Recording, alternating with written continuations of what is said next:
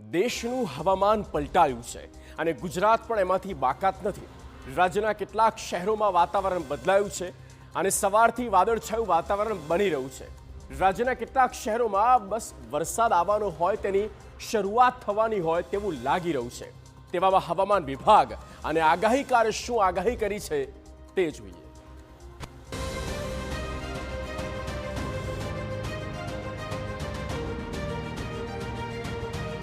ગુજરાતમાં બદલાતા વાતાવરણ વચ્ચે હવામાન વિભાગ દ્વારા રાજ્યના પૂર્વીય પટ્ટાના વિસ્તારો માટે મહત્વની આગાહી આપવામાં આવી.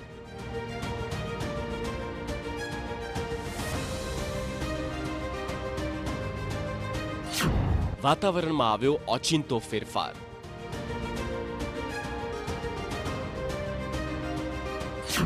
ગુજરાત માટે આગામી 24 કલાક ભારે.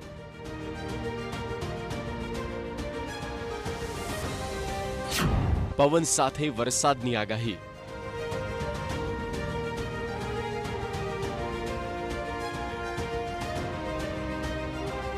વેસ્ટર્ન ડિસ્ટર્બન્સના પ્રભાવને કારણે ભર ઉનાળાની વચ્ચે રાજ્યમાં કમોસમી વરસાદની આગાહી આપવામાં આવી.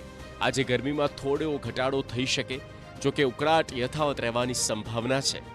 હવામાન વિભાગ મુજબ અરવલ્લી, મહીસાગર, દાહોદ, પંચમહાલ, છોટાઉદેપુર અને રાજકોટ જિલ્લામાં વરસાદની આગાહી છે, જ્યારે બોટાદ, અમરેલી, ભાવનગરમાં યલો એલર્ટ જાહેર કરવામાં આવ્યું છે. આ સાથે જ કેટલાક વિસ્તારોમાં વાવાઝોડા જેવા પવન સાથે વરસાદ વરસવાની પણ શક્યતા વ્યક્ત કરાઈ. गुजरात रीजन में आएगा अरावली, महासागर, दाहोद, छोटाउदेपुर और पंचमहल के लिए दिया गया है. इसमें हल्का से मध्यम बरसात के साथ मेघ गर्जना और बिजली गिरने का भी संभावना रहेगा और जो तेज़ हवा की गति 40 से 50 किलोमीटर प्रति घंटा में रहने का संभावना रहेगा. इसमें हम येलो वार्निंग आज दिए हुए हैं.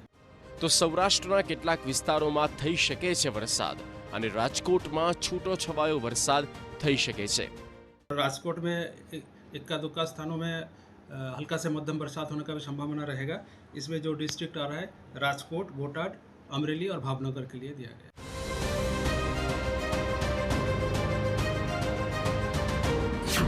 અંબાલાલની વરસાદની આગાહી. 24 કલાક બાદ બદલાશે વાતાવરણ. દક્ષિણ ગુજરાત, સૌરાષ્ટ્રમાં વરસાદ શક્ય.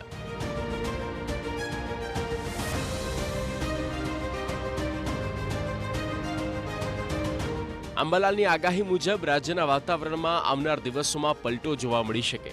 6 તારીખથી લઈને 8 મે દરમિયાન રાજ્યના કેટલાક ભાગમાં વાતાવરણ બદલાઈ શકે છે, જેમાં વાદળછાયું વાતાવરણ સાથે હળવા છાંટા પડવાની શક્યતા વ્યક્ત કરવામાં આવી.